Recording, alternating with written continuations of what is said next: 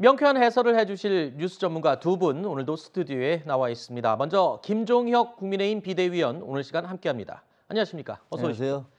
자, 이어서 복귀왕 민주당 충남도당 위원장도 함께 하겠습니다. 안녕하십니까? 어서 오십시오.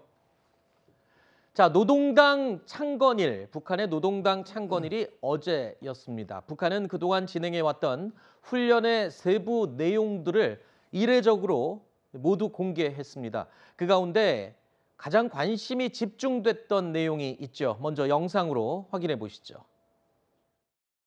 우리나라 서북부 발사장에서 전술 핵탄두 탑재를 모의한 탄도미사일 발사 훈련이 진행됐습니다. 작전 시 신속하고 안전한 운영 취급 질서를 확정하고 전반적 운영 체계의 믿음성을 검증 및 숙달하는 한편 수중 발사장들에서의 탄도미사일 발사 능력을 숙련시키고 예정된 궤도를 따라 조선 동해상의 설정 표적 상공으로 비행하였으며 설정된 고도에서 정확한 탄도 믿음성이 검증됐습니다. 최근에 북한은 이른바 석거속이라고 해서 여러 다양한 종류의 미사일들을 반복해서 발사했습니다. 이 가운데 특별하게 눈에 띄는 미사일들 몇 가지가 있었는데 그 가운데 한 가지가 바로 SLBM입니다. 그런데 이 SLBM은 지금까지 북한이 바다에서 쏘거나 아니면 바다 위에 바지선 위에서 쏜 적은 있지만 이렇게 이번처럼 내륙에 있는 저수지에서 쏘아 올린 건 처음입니다. 많은 전문가들도 정말 기상천외한 방법이다, 놀랍다라는 반응을 보이고 있는데 이게 우리에게는 굉장히 위협적인 이 발사 시험이라고요. 그렇죠. 지금 이 북한이 아까 지금 이춘인가 네. 아나운서가 얘기하지만 서북부 발사장에서 전술핵 탑재를 모의한 이렇게 얘기해서 네. 그게 핵 탄두를 싣기 위한 그런 미사일 발사 실험이라는 것을 공식화했단 말이에요. 그리고 지금 저수지에서 기상천외하게 저수지에서 발사함으로써 몇 가지를 노렸다고 볼 수 있는데 첫째는 우리는 언제 어디서건 핵을 쏠 수가 있다. 네. 탐지 안 받고 네. 이렇게 할 수 있고 두 번째 남한에서 얘기하는 한국에서 얘기하는 킬체인 그러니까 발사 징후가 보이면 바로 가서 공격을 해서 무력화시키는 이런 건 너희들 할 수 없을 것이다. 네. 라는 걸 보여주고 또 국민들 자기 나라 북한 국민들에게 우리가 이 정도로 핵무력이 발전했다라는 내부 결속용. 네. 네 번째로는 남한 내 분열이죠, 뭐. 남한 내에서도 야 북한이 저렇게까지 핵무력을 발전시켰는데 우리가 이제 어쩔 수 없는 거 아니야? 무조건 이제 대화해야 되는 거 아니야? 네. 라는 식으로 아니야, 우리 맞서야 돼. 라는 이렇게 두 개의 의견이 맞설 수 있으니까 네. 이 남한의 어떤 내부 분열 같은 것들을 또 노리는 여러 가지 다각도 다목적용으로 발사를 했다고 보여지고요. 네. 지금 이제 이번 저수지 발사에서 보였듯이 저걸 탐지할 수 있는 능력이 우리한테는 없습니다. 네. 결국은 위성, 군사 위성으로 해야 되는데 예를 들면 미국이 갖고 있는 전략적 군사 위성이라든가 일본도 위성을 여러 개가 있는지 뭐 저기까지 탐지할 수 있는지 없던지는 모르겠어요. 네. 굉장히 우리로서는 한국으로서는 절대절명의 위기 상황을 맞고 있다 이렇게 얘기할 수 있습니다. 네. 미국의 위성을 이용해야 하고 또 일본 같은 경우는 이지스함을 통해서 발사 초기의 움직임을 또 확인할 수 있다고 얘기를 들었습니다. 우리는 이지스함이 3척이거든요. 네. 근데 일본은 10척이 넘습니다. 그렇죠. 알겠습니다. 자, 북한이 앞으로 어떤 행보를 보일지도 많은 관심이 쏠리고 있습니다. 전문가들은 북한의 다음 스텝을 놓고 ICM 발사 시험이다. 완성된 ICM 발사겠죠. 거기다가 7차 핵실험이 될 것이다.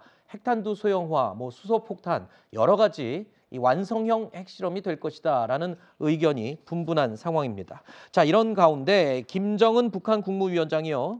어제 또 본인이 입장을 직접 밝혔습니다. 적들과 대화할 내용도 없고 필요성도 느끼지 못한다. 이렇게 밝혔는데 최근에 이 바이든 정부에서는 북한과의 대화 가능성을 열어두고 있다라는 외신 보도가 있었거든요. 그렇다면 미국은 대화할 의사가 있고 우리도 사실은 대화 의사가 없는 게 아니지 않습니까? 그런데 지금 북한 김정은의 입장은 대화를 아예 필요하지 않는다. 이렇게 얘기합니다. 대화 가능성이 전혀 없는 건가요, 이제? 일본 총리도 유엔 연설에서 북한과의 대화를 이야기를 했었고 그렇죠. 미국도 여전히 대화의 문을 열어놓고 있고 우리도 담대한 구상 그래서 비핵화를 전제로 한 대화는 언제든지 할 수 있다라고 이야기를 하는데 네. 문제는 이제 우리 쪽에서도 그런 거 아니겠습니까? 대화에서 얻은 게 뭐였느냐? 결국은 북한의 핵 고도화밖에 더 주었느냐라는 네. 이야기를 하는데 북한 또한 마찬가지입니다. 북한에서도 그동안 남쪽과 대화하고 미국하고 대화해서 뭐 했느냐? 우린 속기만 했다라는 주장인 것이죠. 네. 특히나 저쪽에는 이제 깊이 남아 있는 것이 트럼프와의 하노이 노딜. 이거 뭐 우리가 다 기억하고 있는 거 아니겠습니까? 거기에서 아무런 성과도 못 올리고 결국은 미국에게 배신당했다, 속았다. 네. 그 이후로 우리 남북 관계도 냉각 음. 상태에 들어간 거 아니겠습니까? 네. 그래서 대화에 속지 않겠다. 우리는 핵무기만이 북한 체제를 지킬 수 있는 유일한 방법을 알고 있다라는 네. 것을 이미 뭐 대외적으로 천명을 한 것이고, 네. 그래서 더 이상 우리에게 함부로 대화를 이야기하지 말라. 네. 대화를 하려면 확실하게 우리에게 무엇인가 그 대화에 버금가는 어떤 대가를, 어떤 조건을 걸지 않는 이상 대화하기 어렵다라는 강력한 메시지를 미국과 또 우리 대한민국의 또 서방에 이렇게 네. 던지고 있는 것 아닌가 싶습니다. 결국에 그 말은 뭐 달라는 거잖아요. 무엇을 확실히 보장받았을 경우에 대화할 수 있다라는, 저는 문은 닫아놓지 않았다고 생각해요. 그동안에 이제 네. 북한을 보면 그러니까 보장을 받는 게 뭡니까?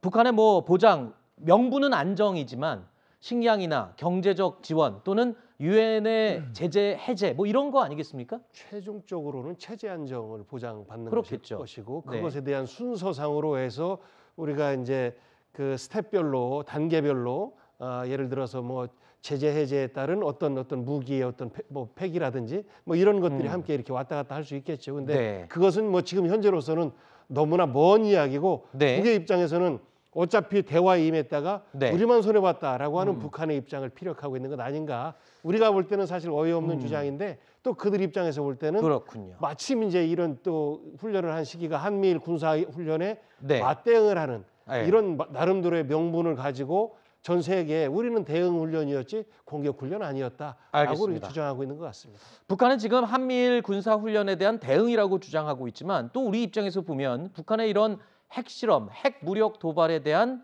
대비로 또 한미일 이 연합 훈련을 할 수밖에 없는 그런 상황이죠.